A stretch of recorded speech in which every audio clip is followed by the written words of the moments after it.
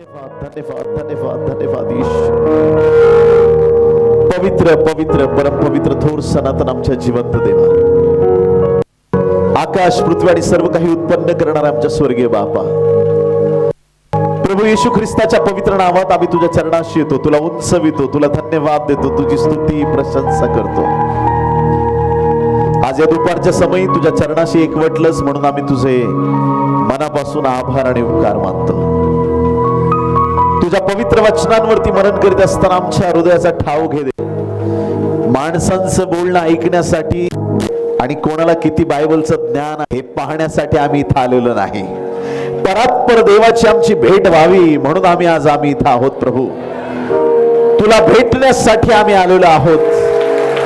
तुझ्या उपस्थितीने भरून जाण्यासाठी आम्ही इथं आलेलो आहोत.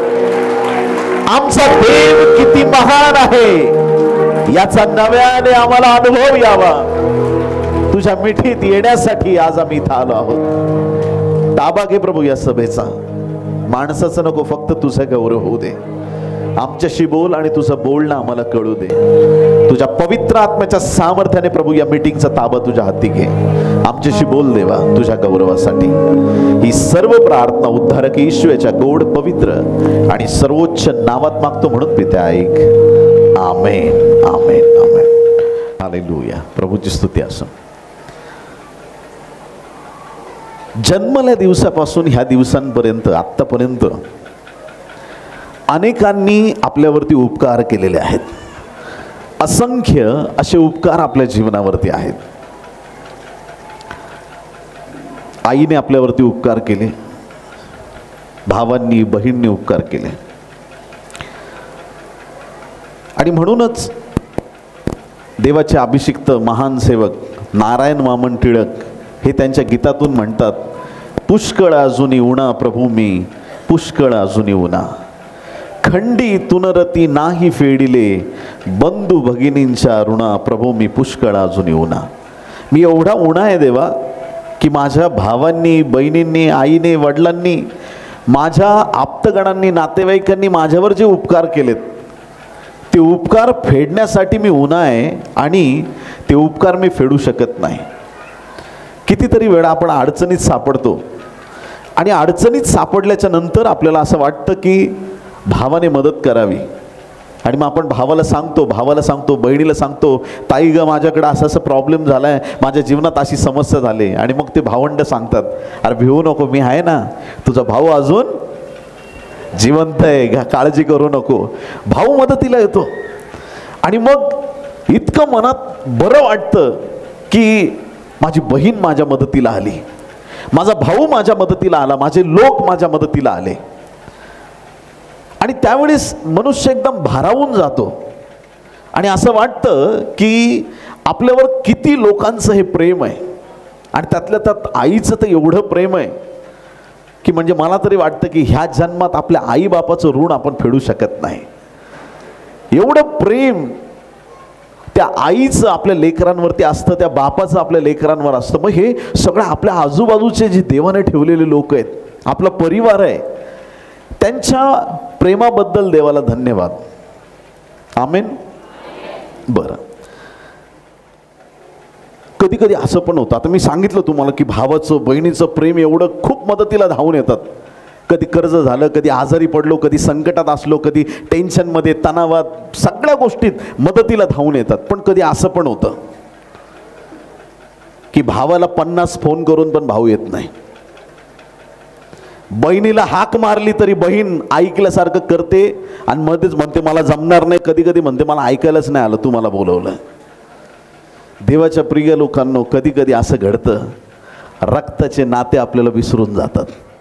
जीवाला जीव देणारे कधी कधी विसरतात, जीवाला जीव देणारे कधी कधी जीव घ्यायचा प्रयत्न करतात, रक्ताचे विसरतात, जवळचे विसरतात. आणि त्या परिस्थितीत एक मात्र जाणवतं, ज्यांनी मला आजपर्यंत मदत केली आज ते मला मदत करू शकत नाहीत. पण एक असा माझा परमेश्वर आहे, ज्याला मी कधीही हाक मारली तर त्याच्याकडं नाही शब्द नसतो. तो माझ्या प्रत्येक परिस्थितीत तो मला उत्तर देतो.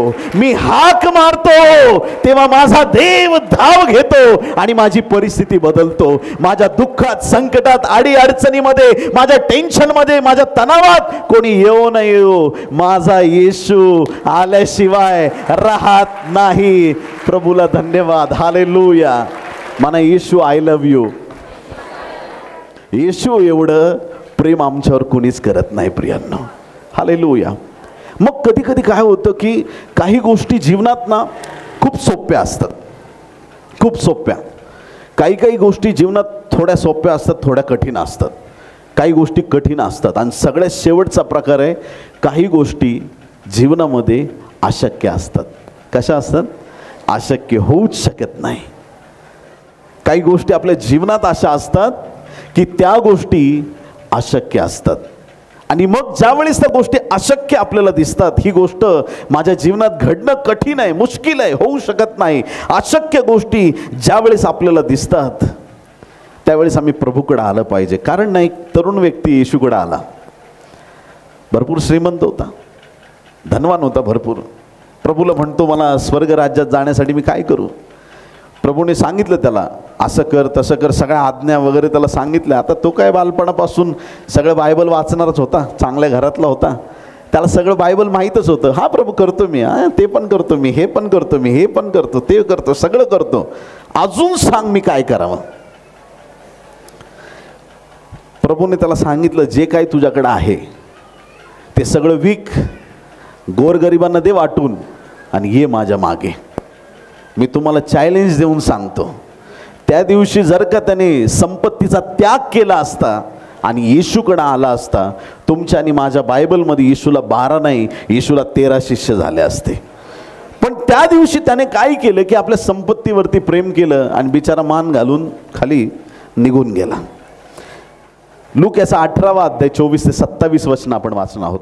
तो अतिशय खिन्न झाला. हे पाहून येशू म्हणाला, ज्यांच्याजवळ धन आहे त्यांचा देवाच्या राज्यात प्रवेश होणे किती बरे कठीण आहे. श्रीमंताने देवाच्या राज्यात प्रवेश करणे ह्यापेक्षा उंटाने सुईच्या नाकातून जाणे सोपे आहे. कठीण आहे श्रीमंताचं स्वर्गात जाणं. येशूने स्पष्टच सांगितलं. का? कारण श्रीमंत माणूस देवापेक्षा पैशावर जास्त प्रेम करतो, इथं पाहायला मिळतं. पण धन्य आहेत ते लोक ज्यांच्याकडे पैसा आहे पण त्या पैशापेक्षा देवावर जास्त प्रेम करतात. हालेलुया. प्रभूला धन्यवाद. 26वे वचन, ज्यांनी हे ऐकले ते म्हणाले, तर मग कोणाचे तारण होणे शक्य आहे? तो म्हणाला, तो म्हणजे येशू काय म्हणाला ऐका, ज्या गोष्टी माणसांना अशक्य आहेत त्या देवाला शक्य आहेत. आमेन म्हणा. हालेलुया. म्हणा, ज्या गोष्टी माणसाला, तुम्हाला, आपल्याला, म्हणा असं, अशक्य आहेत, ज्या गोष्टी सगळ्यांना अशक्य आहे, असं हात करून म्हणा, अशक्य आहे. ज्या गोष्टी माणसाला अशक्य आहे त्या गोष्टी माझ्या देवाला, तुझ्या देवाला, आपल्या देवाला शक्य आहेत, शक्य आहेत, शक्य आहेत, शक्य आहेत. हालेलुया. भाऊ म्हणेल, दादा तुला मदत करणं मला शक्य नाही, पण देव म्हणतो मी तुला मदत करणार आहे. रक्ताचे नातेवाईक म्हणतील की मला आता काही जमणार नाही, एवढीच मदत माझ्याकडून होईल, पण प्रभू म्हणतो मी आकाश आणि कपाट उघडून तुला आशीर्वादित करणार आहे. मी तुला असे आशीर्वाद देईल की ते आशीर्वाद कशानेच थांबणार नाही. जे माणसाला अशक्य आहे, ज्या वेळेस तुम्ही लोकांकडून ऐकता ही गोष्ट अशक्य आहे, तिथंच बोलून टाका, तुला अशक्य आहे, माझ्या देवाला शक्य आहे. हालेलुया. Praise the Lord.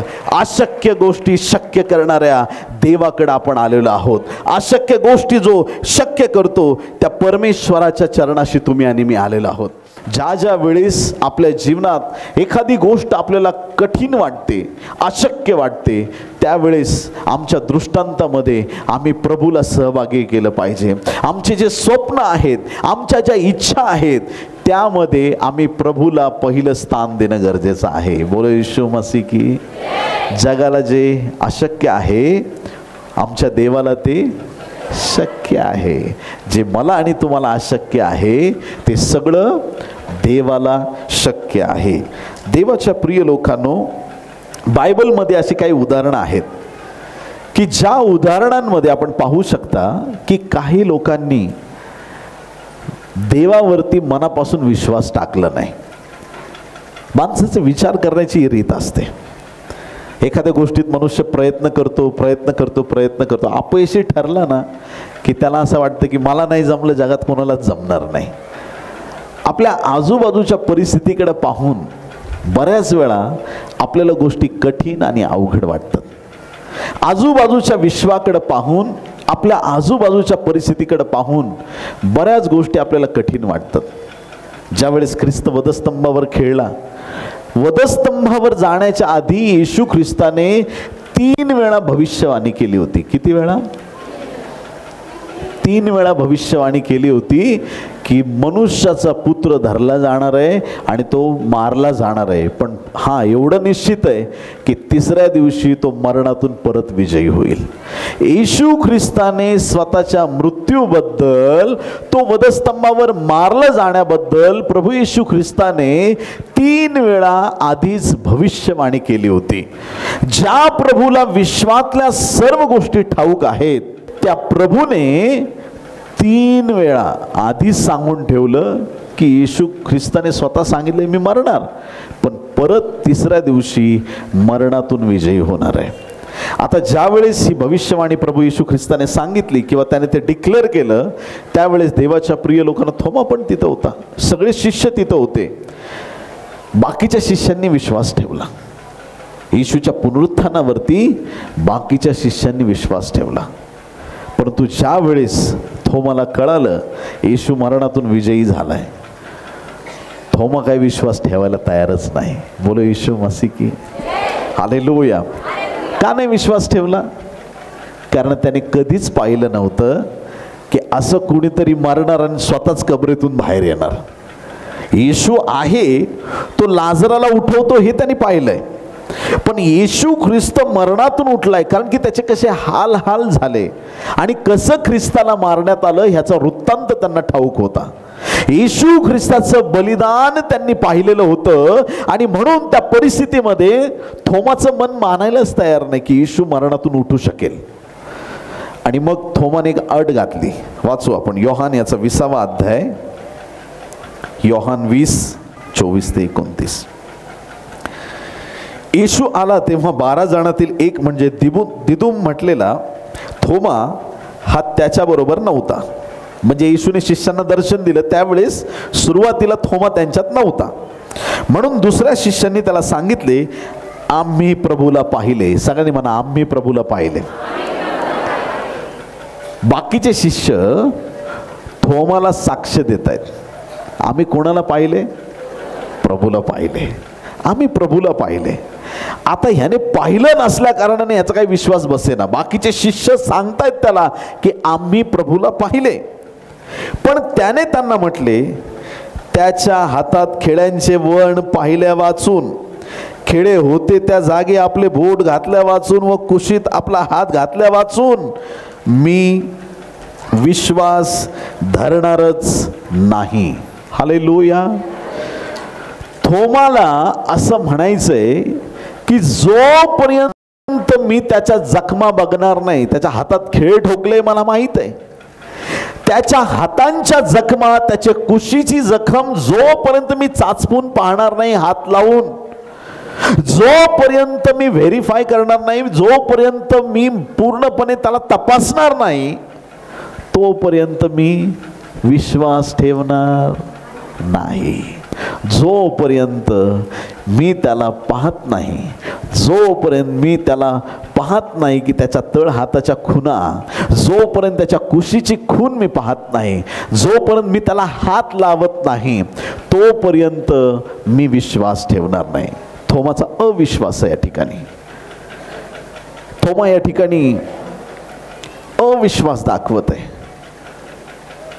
थोमा विचार करतोय की येशू कसा काय मरणातून उठेल. त्याला अजून पक्की खात्री झाली नाही. बाकीचे शिष्य सांगतायत, पण थोमाला या गोष्टीवर विश्वास बसायला तयार नाहीये की येशू मरणातून उठलाय. आणि मग पुढे काय, 26 वचन, मग 8 दिवसानंतर त्याचे शिष्य पुन्हा एकदा आत असता त्यांच्याबरोबर थोमा होता. आधीच्या वेळेस थोमा नव्हता, आता ह्या वेळेस थोमा आपल्या सर्व शिष्यांबरोबर आहे. तेव्हा दारे बंद असताना येशू आला व मध्ये उभा राहून म्हणाला, तुम्हाला शांती असो. आमेन. बोलो येशू मसीह की. असं म्हणा, तुम्हाला शांती असो. आधी ज्यावेळेस येशू आला त्यावेळेस 11 शिष्यपैकी, आता म्हणजे 12 होते, पण एक शिष्य तर गळफास घेतला. कुणी? गळ्याला नेकलेस घ्या, गळफास घेऊ नका. Hallelujah, praise the Lord. काही लोकांची नुसती धमकी असते, मी जीव देतो, मी जीव देतो, मी जीव देतो. आणि आत्महत्या करणं हे फार मोठं पाप आहे. हालेलुया. जर तुम्हाला गॅरंटी आहे येशू तुमच्यासाठी क्रूसावर मेला, ते लोक कधीच आत्महत्या करत नाहीत. आमेन. ज्यांना माहीत आहे की माझ्या प्रभूने माझ्यासाठी प्राण दिलाय, मला मरायची गरज नाही, मी जगून दाखवणार, कारण त्याचं सामर्थ्य माझ्याकडे आहे. मी जगणार. परिस्थिती कठीण आहे, पण या कठीण परिस्थितीत मी जगणार, कारण माझा देव माझ्या बरोबर आहे. कुणी करायला सांगितली यहूदाला आत्महत्या? काय वाटतं तुम्हाला? बायकोनी? बोला मग. व्हेरी गुड बेटा. सैतान त्याच्या शिरला म्हणून त्याने आत्महत्या केली. बरं, तो एक वजा झाला. किती राहिले? 12 पैकी एक गेला, 11. आता एक त्याच्यातला आणखीन एक होता, थोमा. तो कुठंतरी गेला असेल दुसरीकडे. थोमा तिथं नव्हता. मग आता 10 शिष्य आधी होते, त्यांच्यात येशू प्रकटला, दर्शन झालं, सगळ्यांनी विश्वास ठेवला येशू आहे, सगळे आनंदी झाले. थोड्या वेळाने थोमा आला. अरे थोमा, तुला माहिती आहे का आम्ही कुणाला बघितलं? कुणाला बघितलं? आम्ही येशूला बघितलं. हालेलुया.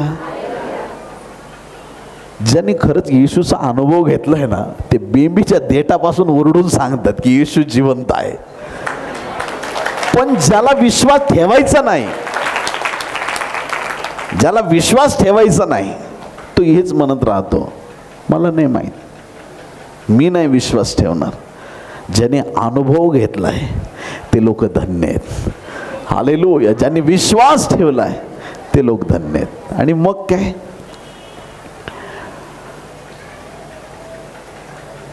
थोमा काही विश्वास ठेवायला तयार नाही. मग परत 8 दिवसांनी शिष्य सगळे 11 जण एकत्र आहेत. आणि बायबल सांगतं येशू ख्रिस्त त्यांच्यामध्ये प्रकट झाला. किती लोक आमेन म्हणतील? हालेलुया. तुम्हाला माहिती आहे काना गावात काय झालं होतं? काय संपलं? द्राक्षरस संपला. का संपला? ऐका, मी सांगतो. त्या लग्नामध्ये ना भोजन कारभारी वेगळा होता. येशू ख्रिस्त नुसता तुमच्या माझ्यासारखा पाहुणा म्हणून आला होता त्या लग्नात. येशूला आमंत्रण होतं, पण कुणाला माहीतच नाही की हा जिवंत देवाचा पुत्र आहे. येशूला असंच कुठला तरी कोपऱ्यात बसवलं असेल. हालेलुया. येशू कुठंतरी कॉर्नरला असेल, कोणाला माहीतच नाही कोण आहे तो, त्याच्याकडे काय सामर्थ्य आहे. तिथून देवाला त्याच्या गौरवाची सुरुवात करायची होती. देवाला धन्यवाद देतो, बरं झालं काना गावात द्राक्षरस संपला, आणि बरं झालं तुमच्या जीवनातला पण द्राक्षरस संपला. संपला नसतं तुम्ही इथं आले नसते. हालेलुया. तुमच्या जीवनात भरपूर द्राक्षरस असता, तुम्ही घरी आराम केला असता, पिक्चर बघत बसले असते, टाइमपास करत बसले असते. कुठं ना कुठं तुमचा द्राक्षरस संपला. देवाची स्तुती असो. हालेलुया. देवाला काम करायची संधी मिळाली आपल्या जीवनामध्ये. देवाला संधी मिळाली आमच्या जीवनात काम करायची. आणि मग काय, सगळ्यांना कळालं. मरिया बोलते, हा जे सांगेल ते ऐका. चाकरांना कळालं मिरॅकल आहे. बातमी लपत नसते चमत्काराची. येशूचं अद्भुत आणि महान गौरव तिथं प्रकट झालं. आमेन. पाण्याचा द्राक्षरस. आता हा येशू तुम्ही जर त्याला बोलवलं ना तर त्याला घरात कुठंतरी कोपऱ्यात बसवू नका. जो दीपवृक्ष आहे प्रकटीकरणामध्ये 7 मंडळ्या 2ऱ्या आणि 3ऱ्या अध्यायातल्या, त्या दीपवृक्षाच्या मध्यभागी येशू ख्रिस्त आहे. प्रकटीकरणाच्या 5व्या अध्यायामध्ये सर्व गोष्टींचं केंद्रस्थान 7 शिंग आणि 7 डोळे असलेला कोकरा मध्यभागी उभा आहे. येशूचं स्थान हे सेंटर प्लेसला मुख्य स्थान आहे. हालेलुया. अशा अनेक घटना बायबलमध्ये आहेत की येशू ख्रिस्त मुख्य स्थानी आहे. कोणाची किती पण मोठी खुर्ची असू द्या, पण सगळ्यात मोठं राजासन आपल्या परमेश्वराचं आहे. आणि त्या राजासनावरती कोण विराजमान आहे? येशू ख्रिस्त विराजमान आहे. तो सेंटर मध्ये आहे. शिष्य सगळे जमलेत आणि आता थोमा पण आहे तिथं. येशू ख्रिस्त अचानक तिथं प्रकटला. जसा येशू प्रकटला, बाकीच्यांनी तर बघितलं होतं आधी येशूला, थोमाने बघितलंच नव्हतं. आणि थोमाने त्या दिवशी प्रभूला ज्यावेळेस पाहिलं, येशूने त्याला विचारलं की थोमा ये इकडं, हात बघ तपासून, बघ माझी कूस तपासून पहा. आणि त्यावेळेस थोमाने ओळखलं तपासण्याची गरज नाही, हा खरंच माझा प्रभू आहे. आणि तो म्हणतो माझा प्रभू माझा देव. हालेलुया. ज्या थोमाच्या मनात अविश्वास होता, थोमाच्या मनात काय होता? अविश्वास होता. थोमा मानवी बुद्धीने विचार करत होता. थोमा त्याच्या दैहिक रीतीने विचार करत होता. देवाच्या प्रिय लोकांनो, म्हणून त्याला गोष्टी कठीण वाटत होत्या. जे लोक प्रमाणापेक्षा जास्त चिंता करत बसतात ते लोक दैहिक आहेत, ते आत्मिक नाहीत. हालेलुया. जे लोक जास्त टेन्शन घेतात ते लोक आत्म्यात नाहीत, ते देहात आहेत. मुलगा कामावर गेला की 4 वेळा फोन करतात, दादा कुठं पोहोचलास रे? त्या चौकात आहे. अरे गेल्या महिन्यात ॲक्सिडेंट झाला, तिथं सांभाळून जा दादा. परत 2 मिनिटांनी फोन, कुठं येतो तुम्ही? पोहोचले का तिथं? हा पुढं सांभाळून जा, जरा तिकडं डेंजर रस्ता आहे. तुम्हाला देवावरचा विश्वासच नाही असं त्याचं वाटतं अर्थ. हालेलुया. बोलो येशू मसीह की. आमच्या घरचे शक्यतो आम्हाला विचारतच नाहीत कसा झाला प्रवास. त्यांना माहीत आहे कोणाच्या कामासाठी निघालोय.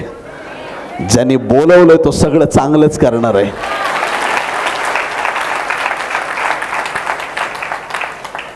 बोलो येशू मसीह की. खूप चिंता करणं, खूप काळजी करणं, त्या व्यक्तीचं हे दाखवून दिलं जातं की हा व्यक्ती देवावर नाही स्वतःवर विश्वास ठेवणार आहे. हे असं झालं, ते तसं झालं.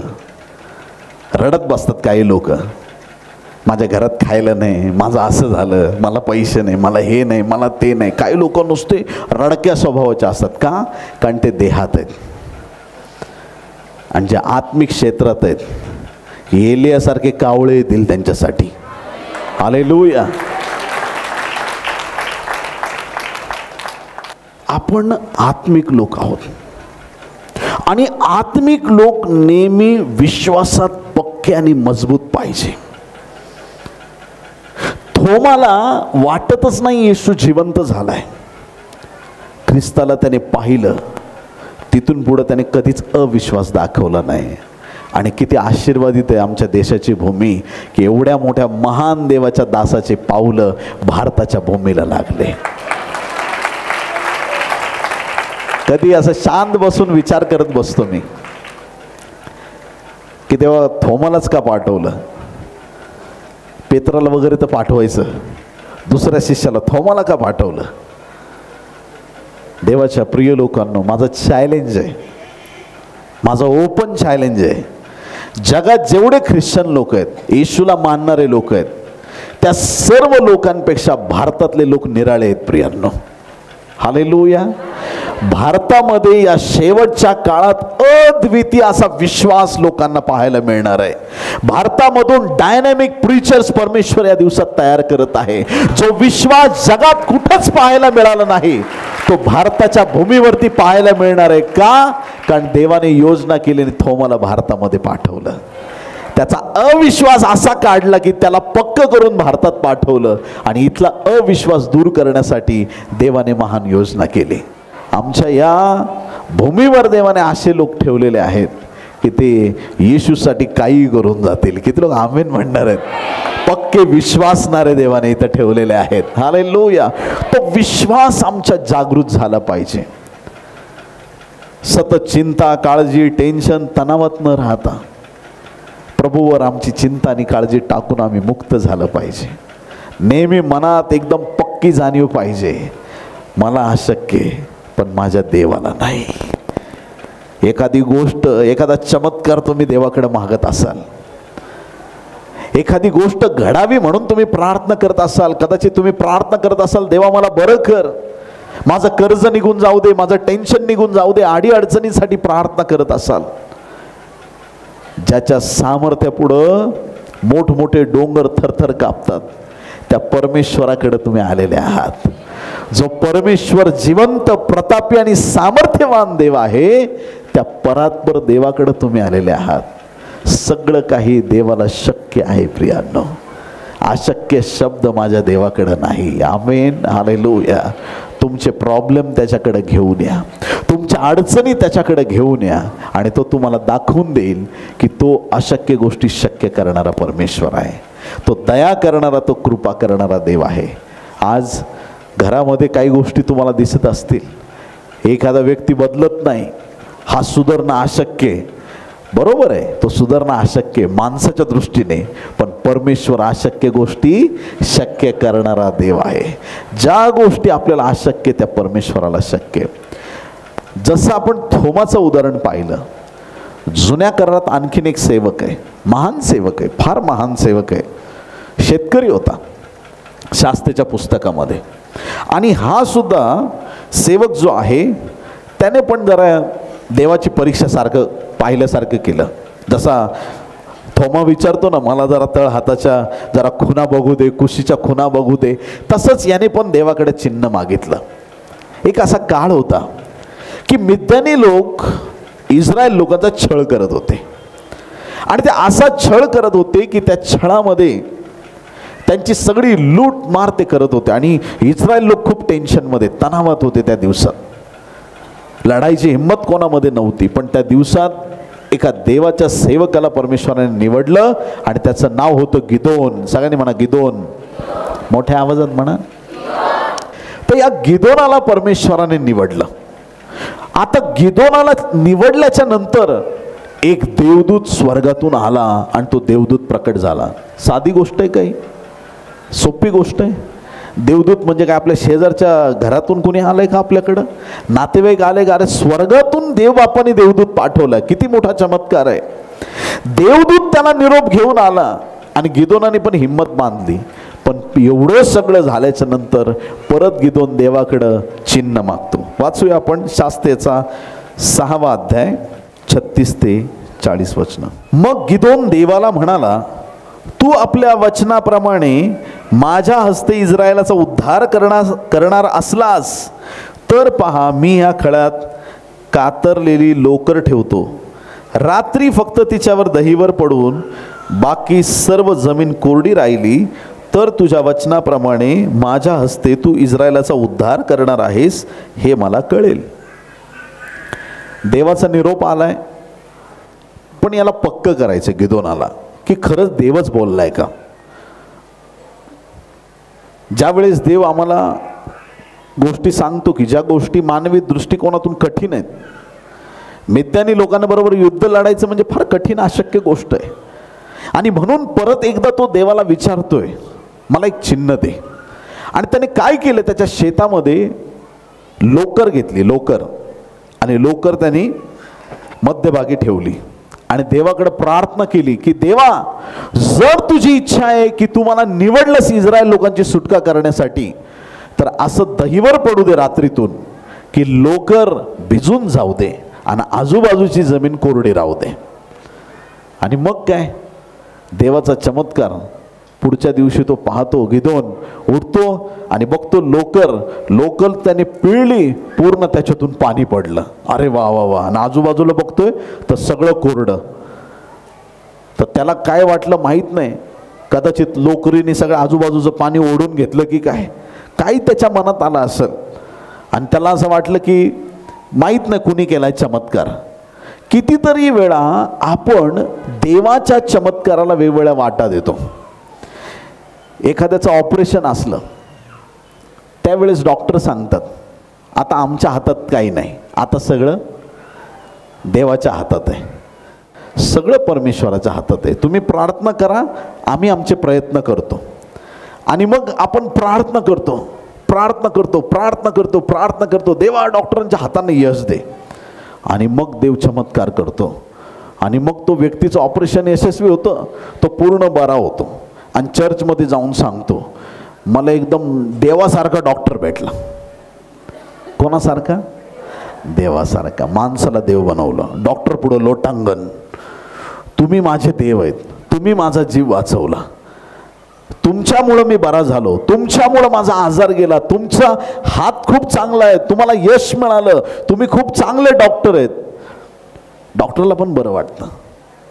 पण तिथं ज्या देवाने बरं केलंय जर त्याचं नावच घेतलं नाही तर देवाचं गौरव होत नाही प्रियांनो. हालेलुया.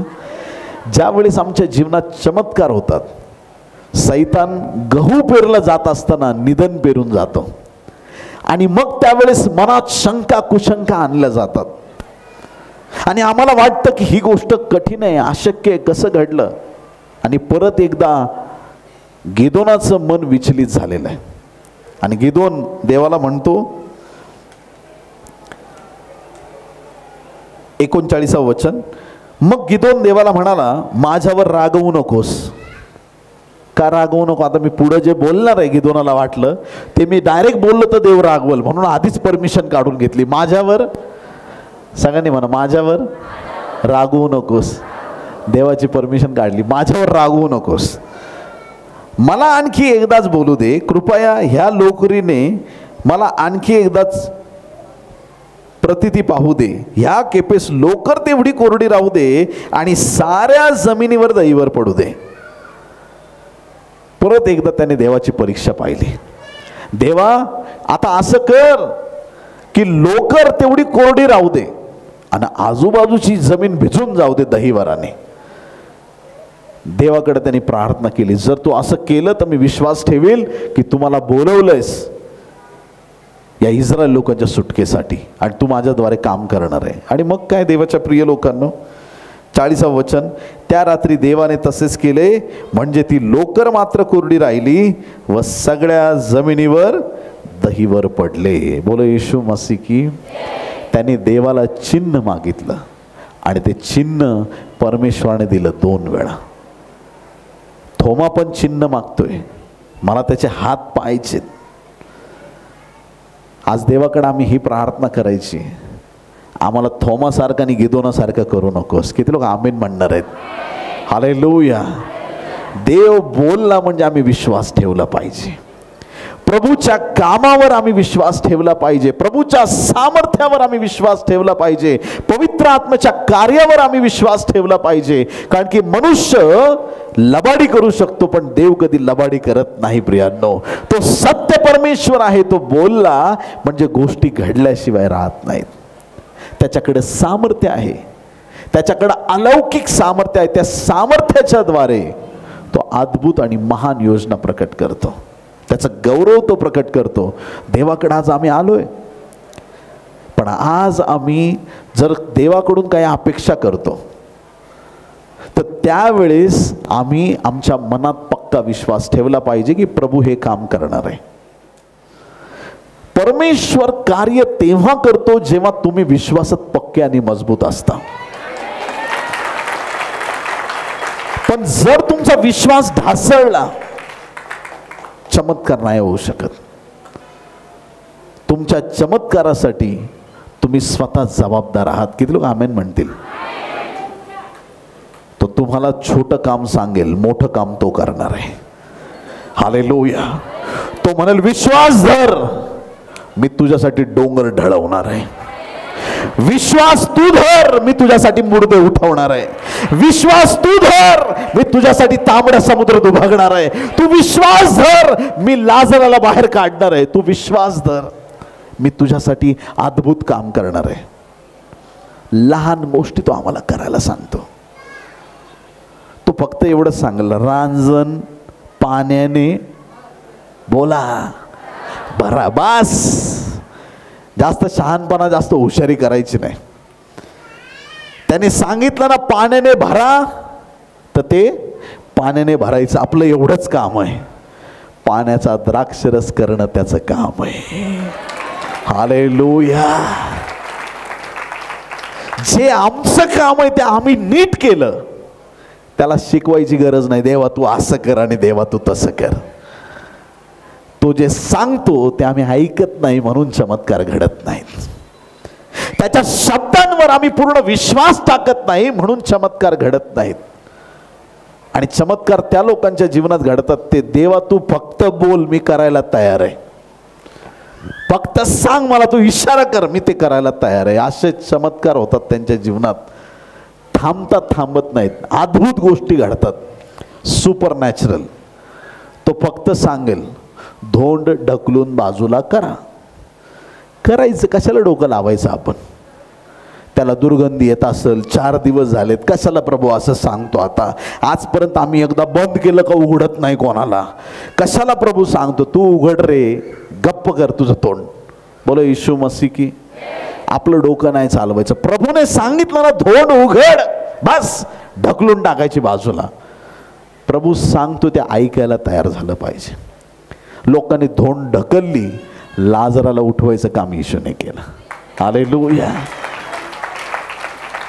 आज आमचा विश्वास देवाप्रती आम्ही दाखवला पाहिजे. दैहिक लोक नेहमी विश्वासात कमजोर असतात, पण धन्य ते लोक ज्यांना पवित्र आत्म्याने भरलेला आहे. आशीर्वादित आहेत ते लोक की ज्यांनी पवित्र आत्म्याला प्राप्त केलं आणि जे आत्म्याने चालतात, देहाने चालत नाहीत. आत्मिक लोकांना कुठलीच गोष्ट कठीण वाटत नाही, कारण ते आत्म्यात देवाशी कनेक्ट आहेत. बोलो येशू मसीह की. आत्म्यात कोणाशी कनेक्ट आहेत? देवाशी. त्यांना 100% माहिती आहे की देवाच्या हृदयात काय आहे, परमेश्वराच्या अंतःकरणात काय आहे, परमेश्वराच्या योजनेत काय आहे. ती गोष्ट परमेश्वर माणसाला प्रकट करतो आणि मग त्या गोष्टी बघताना फार मोठा आनंद होतो प्रियांनो. आणि तो आनंद जगात कशातच मिळत नाही. किती लोक आमेन म्हणणार आहेत? हालेलुया. बोलो येशू मसीह की. तो आनंद जगात कशातच मिळत नाही. तो आनंद कशातच मिळत नाही. अलौकिक रीतीनं देव तुमची भेट घेतो. सामर्थ्यानिशी देव तुमच्याशी बोलतो. अशक्य गोष्टी शक्य होताना तो दाखवतो. तसा आनंद देवाच्या प्रिय लोकांना आम्हाला जगात कुठं पाहायला मिळत नाही. थोमा चिन्ह मागतोय, गिदोन चिन्ह मागतोय. असं झालं तसं झालं तर मी विश्वास ठेवेल. देवाला आज सांगा, चमत्कार कर किंवा नको करू, तरी तू माझा देव आहेस. हालेलुया. माझे खिसे पैशाने तुडुंब भरले तरी, ते रिकामे राहिले तरी, तू माझा देव आहेस. हालेलुया. Praise the Lord. बोलो येशू मसीह की.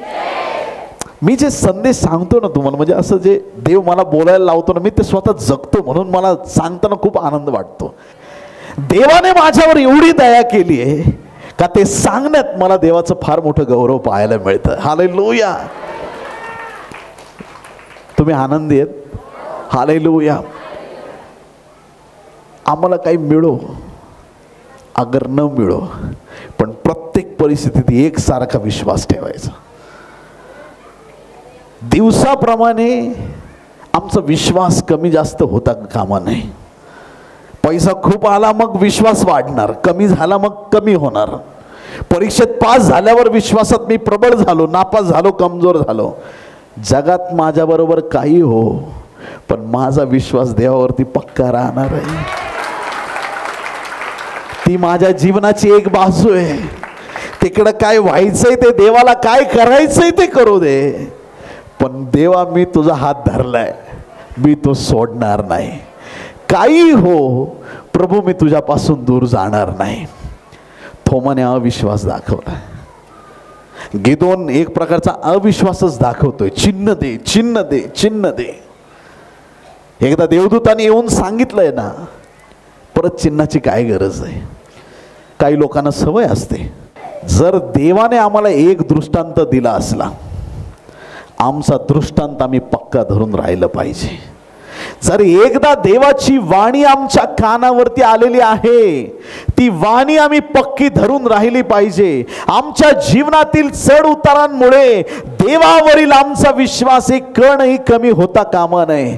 प्रत्येक परिस्थितीत आमचा विश्वास असला पाहिजे.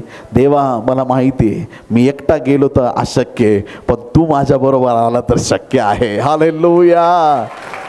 म्हणून आज नंतर मी एकटा जाणार नाही, जिथं जाईल तिथं माझ्या येशूला घेऊन जाणार आहे. हालेलुया. प्रत्येक क्षणी प्रभूला आपल्या बरोबर ठेवा. बायबलमध्ये अनेक अशी उदाहरणं आहेत. अब्रामाचा सेवक ज्यावेळेस अब्रामासाठी सून बघायला जातो, त्यावेळेस तो सुद्धा चिन्ह मागतो. उत्पत्ती 24व्या अध्यायाच्या 14व्या वचनात सांगितलेलं आहे. अब्रामाच्या सेवकाने पण चिन्ह मागितलेलं आहे, आणि ते चिन्ह अगदी तंतोतंत परमेश्वराने त्याला दिलेलं आहे. गिदोनाने शास्त्री 6:36 ते 40 वचनामध्ये चिन्ह मागितलेलं आहे.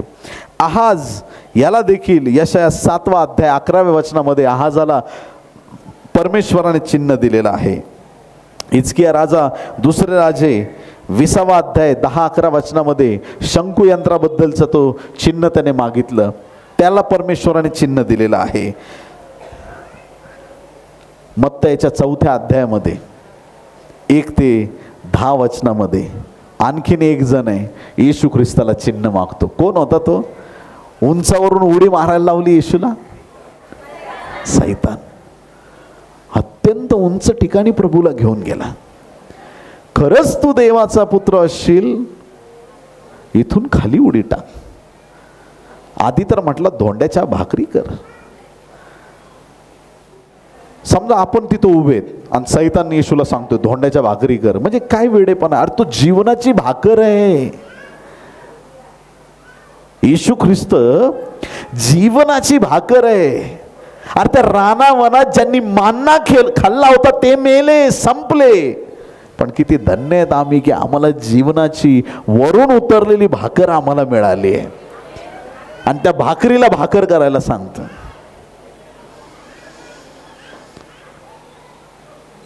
उंचावर नेलं, वरून खाली उडी टाक. स्तोत्र 91 त्याला पाठ आहे. देवदूत तुला येऊन झेलतील.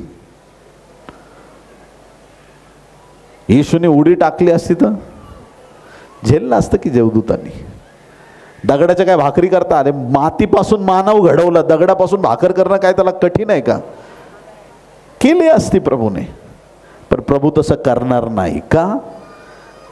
कारण सैतान काहीही सांगेल त्यातलं काहीच आम्हाला ऐकायचं नाही. किती लोक आमेन म्हणणार आहेत? हालेलुया.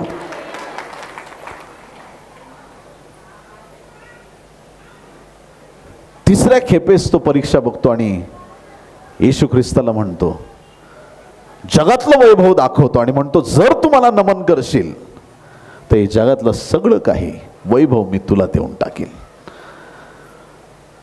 जग कोणाचं आहे? येशूचंच आहे ना. त्यांनी चोरलं आणि चोरी करून परत त्याचाच माल परत त्याला द्यायला आला आणि मला पाया पड माझ्या. येशू ख्रिस्ताला हे जग परत पाहिजे, पण ते सैतानाकडून ह्या पद्धतीने नकोय. त्याने स्वतःच्या रक्ताची किंमत मोजली आणि त्याने तुम्हाला आणि मला विकत घेतलंय.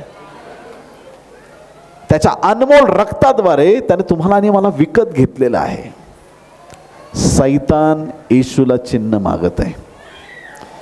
हेरोदाने चिन्ह मागितलं, क्रुसावरच्या चोराने चिन्ह मागितलं. खरंच देवाचा पुत्र असलास तर. खरंच असे काही लोक असतात आपल्या बाजूला. खरंच तू प्रार्थना करणारा असलास तर असं कर, खरंच तू खूप देवाच्या सानिध्यात असलीस तर तसं कर, जर खरंच असं असेल तसं कर. कोणाचे चॅलेंज घेऊ नका. किती लोक आमेन म्हणतील? आपल्याला जगाला दाखवण्यासाठी धार्मिकता करायची नाही आहे. हालेलुया. दिखावा करण्यासाठी आम्हाला काही करायचं नाही. कोणी चॅलेंज दिलंय म्हणून आम्हाला काही करायचं नाही. फक्त आमचा देव सांगतोय म्हणून आम्हाला काम करायचं आहे. देवाची योजना आहे म्हणून आम्हाला ते पाऊल टाकायचं आहे. माणसाला खुश करण्यासाठी नकोय, माणसाच्या गौरवासाठी नकोय. जीवनात प्रत्येकाची एक परिस्थिती येते की त्या क्षणी प्रत्येक जण सोडून जाईल, प्रत्येक जण सोडून जाईल. त्या क्षणामध्ये तुम्हाला जाणीव होईल की कोणी माझ्या बरोबर नाहीये. सगळ्यांनी मला टाकलंय, मला धिक्कारलंय, मला सोडलंय, माझ्या जवळ कुणीच नाही. असा प्रसंग प्रत्येकाच्या जीवनात येतो आणि त्या प्रसंगी तुम्हाला आणि मला स्थिर राहण्याची गरज आहे. कधी एकटं पडल्यासारखं वाटेल, कधी आर्थिक अडचणीत पडल्यासारखं वाटेल, कधी असं वाटेल की माझ्यावर एवढं कर्ज काय, माझा देव धनवान आहे, तो श्रीमंत आहे, पण माझ्यावर एवढं कर्ज काय, मी एवढा टेन्शनमध्ये काय, मी एवढा दुःखात काय, मी एवढा अपयशी काय. जीवनातील सगळ्या परिस्थितीमध्ये कधी कधी मनुष्य एवढा बेजार होऊन जातो का कधी कधी लोक प्रार्थना करायचं विसरून जातात. पण देवाची इच्छा आहे, देवाची इच्छा आहे. जसा तो पौल आणि सिलास जेलमध्ये होते पण तिथून देवाची स्तुती आराधना करत होते. हालेलुया. आमच्या कठीण प्रसंगात आम्हाला विश्वास ठेवता आला पाहिजे. आमच्या संकटाच्या दिवशी देव ज्यावेळेस आमच्याकडे पाहिल त्यावेळेस देवाचं मन संतुष्ट झालं पाहिजे. त्या क्षणामध्ये आमचा देवावरचा विश्वास पक्का राहणं गरजेचं आहे. आमच्या अडचणीच्या दिवसामध्ये आम्ही प्रभूमध्ये स्थिर आणि खंबीर राहणं गरजेचं आहे. बोलो येशू मसीह की. प्रभूच्या सानिध्यात आम्ही पक्क राहणं गरजेचं आहे. आणि मग एकदा तुम्ही देवामध्ये पक्के झाले, सैतान येशूला घाबरतो हे तर सगळ्या जगाला माहित आहे. पण असे दिवस परमेश्वर आणतो की सैतान देवाच्या दास दासींना पण घाबरतो. हालेलुया. तुम्ही वाटेने चालले तरी दुष्टात्मे तिकडून बघतील, अगो अरे चल ती आली, प्रार्थना करणारी आली, लवकर चल पळ इथून. दुष्टात्मे दुसऱ्या वाटेने पळून जातील. का? कारण त्यांना तुम्ही दिसत नाही, तुमच्यातली पवित्र आत्म्याची आग त्यांना दिसते. तुमच्यात असलेलं देवाचं सामर्थ्य त्या दुष्टांना दिसतं आणि मग तुमच्यावरती काही सैतानी प्रभाव चालत नाही. देवाच्या लोकांवरती सैतानाचे प्रभाव चालत नाही. किती लोक आमेन म्हणणार आहेत? करणारे काही करत पण तुमच्या केसाचाही नाश होणार नाही. हालेलुया. डीजे दिनाकरण अंकल एक नेहमी उदाहरण द्यायचे. चेन्नईमध्ये एक जादूगार होता आणि त्या जादूगाराचं नाव होतं टोडान्ना. टोडान्ना नावाचा एक जादूगार होता. इतका खतरनाक जादूगार होता की तो असा मंत्रबिंत्र मारायचा आणि 100व्या मंत्राला बरोबर ते लिंबू त्याने ठेवलेलं असायचं समोर, ते डायरेक्ट गोल फिरायचं. एकदम खतरनाक जादूगार. एक दिवशी एक मुलगा तिथं आला आणि बोलला किती पाहिजे तेवढे पैसे घे, पण मला एक मुलगी आवडते, माझं तिच्याबरोबर लग्न झालं पाहिजे. काय पाहिजे ते पैसे घे पण ती मुलगी मला, माझं तिच्याबरोबर लग्नच लागलं पाहिजे. असं तो बोलला खूप जणांचे झालेत माझ्याकडून, टेन्शन घेऊ नको, पैसे आणलेस ठेव इकडं. त्यांनी चालू केलं त्याचं मंत्रतंत्र आणि बरोबर 99 झाल्यावर त्याला म्हटलं बघ आता काय होतंय. त्यांनी मंत्र मारला, ते लिंबू म्हणलं मी हलत नाही, जा. लिंबू काय हल्लच नाही, जागचं काहीच फरक नाही पडला. तो बोलला आजचा हा दिवस आहे, त्या ह्याच्याप्रमाणे त्या दिवशी आहे, अशा अशा रात्री आहे, मध्यरात्री आहे, इतक्या इतक्या वाजता आहे. परत तो गेला, बाबा परत पैसे, लिंबू, परत याचे मंत्रतंत्र हे चालू झालं. 100वा मंत्र मारता क्षणी काहीच नाही झालं.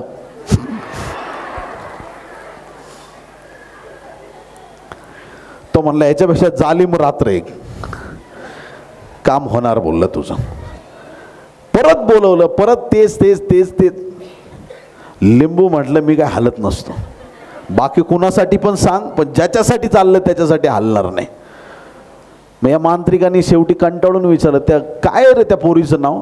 तो म्हणलं एलिझाबेथ. बोललं मला एलिझाबेथला भेटायचंय. बोले आहे की इथंच, भेटता येईल ना. मग त्यांनी दिला पत्ता बित्ता काय काय.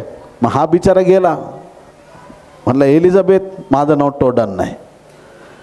बोल बेटा मी खूप तुझ्यावर जादू टोण्याचे प्रयत्न केले, पण माझे काही प्रयत्न सफल होतच नाही.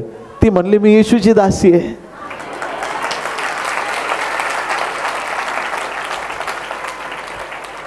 तो म्हणला काय असतं ते? येशू म्हणजे काय? काय आहे ते? अशी आमच्यासारखी विद्या आहे का कोणती?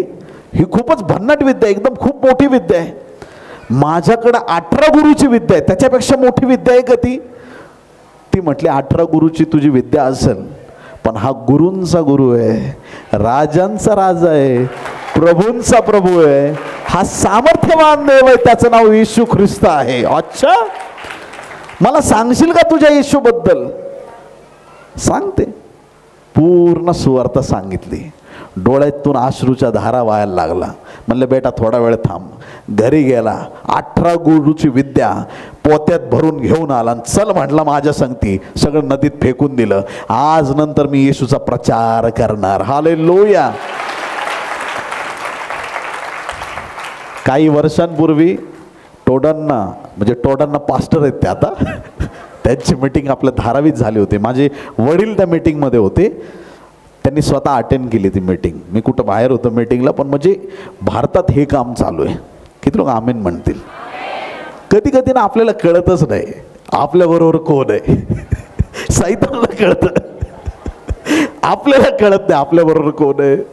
प्रभू तू मला का सोडलंस? प्रभू किती दुःख, किती संकट, प्रभू तू मला का सोडलं? प्रभू दारी येड्या, तुझ्या बरोबरच आहे मी, तुला मी कधी सोडणार नाही, मी तुला कधी टाकणार नाही. जन्म देणाऱ्या आईला विसर पडेल, पण मला तुझा कधी विसर पडणार नाही. तुझं जेवढं माझ्यावरती प्रेम आहे त्याच्यापेक्षा जास्त मी तुझ्यावरती प्रेम केलंय. माझा हात तुझ्या जीवनावरती आहे, तुझी संकट दूर करण्याचं सामर्थ्य आहे. हालेलुया. प्रभूचा आशीर्वाद आहे प्रियांनो. ज्या वेळेस तुम्ही देवाच्या आत्म्यात पक्के होता, तुमचा एक मनात पक्का विश्वास होतो, जे माणसाला अशक्य आहे ते देवाला शक्य आहे. आणि म्हणून आज नंतर माणसाकडं नजर लावू नका. किती लोक आमेन म्हणतील? कोणाकडं नजर लावू नका? माणसाकडं. सगळ्यांनी आमच्यावर उपकार केलेत. हालेलुया. ज्यांनी आमच्यावर प्रेम केलं त्याच्याबद्दल धन्यवाद. ज्यांनी आमच्यावर अगणित उपकार केले त्यांच्याबद्दल धन्यवाद. त्यांचे उपकार कधीतरी थांबतील, पण देवाचे उपकार कधी थांबणार नाहीत. हालेलुया. माणसाची मदत थांबेल, पण देवाची मदत कधीच थांबणार नाही. हालेलुया. त्याचा प्रवाह नेहमी एकसारखा वाहत असतो. त्याचं सामर्थ्य नेहमी तो आमच्यावरती ओतत राहतो. दिनी प्रतिदिनी तो त्याची दया आमच्यावर नवी करत राहतो. त्याच्या करुणेत कधी खंड पडत नाही. किती लोक आमेन म्हणतील? हालेलुया. त्याच्या दयेत, त्याच्या कृपेत कधी खंड पडत नाही. रोज तो आमच्यावरती दया करत राहतो. रोज त्याची कृपा आमच्यावरती नवी होत राहते. हालेलुया. तो आमचा सत्य परमेश्वर आहे, आमच्यावर दया करणारा देव आहे. जीवनात आज काय परिस्थिती आपल्या, त्याच्याकडे निरखून पाहूया. कुठली गोष्ट आहे ना तुम्ही खूप दिवसापासून झगडताय की देवा असं होऊ दे, देवा असं होऊ दे, ते होत नाहीये. आज ना एकदम फुल पवित्र आत्म्याच्या पॉवरनी बोलून टाकायचं. हालेलुया. आपला मोशे काय करायचा? फारो समोर जाऊन फारोला काय बोलायचा? माझ्या लोकांना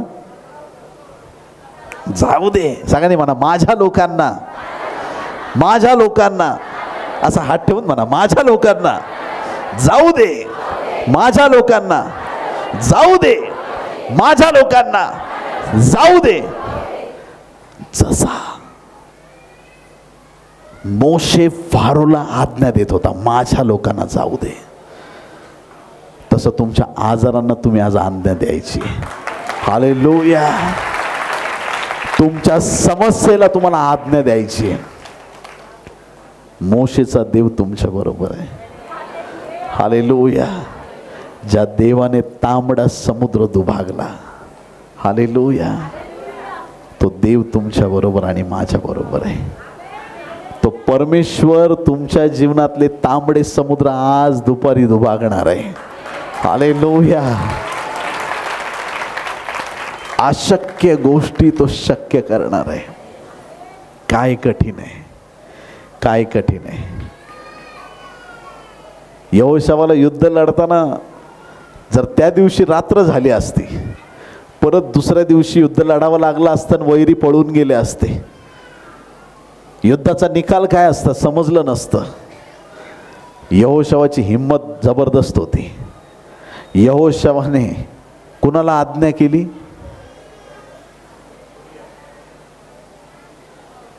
सूरज दादा आणि चंद्रा अक्का दोघांना आज्ञा केली. ऐकलं का तुम्ही? हालेलुया. कुणाला आज्ञा केली? सूर्याला आणि चंद्राला. सूर्याला आज्ञा केली, जागच्या जागी थांब. चंद्राला आज्ञा केली, जागच्या जागी थांब.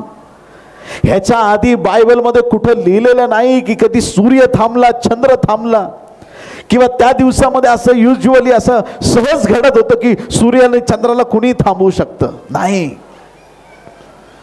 ही गोष्ट असाधारण अशक्य गोष्ट आहे.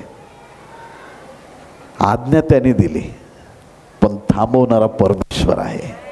हालेलुया. थांबवणारा परमेश्वर आहे. आमचा देव सूर्य चंद्राला थांबवणारा देव आहे. इतक्या महान परमेश्वराकडे तुम्ही आणि मी आलेलो आहोत. इतक्या सामर्थ्यवान देवाकडे आज आपण आलेले आहोत.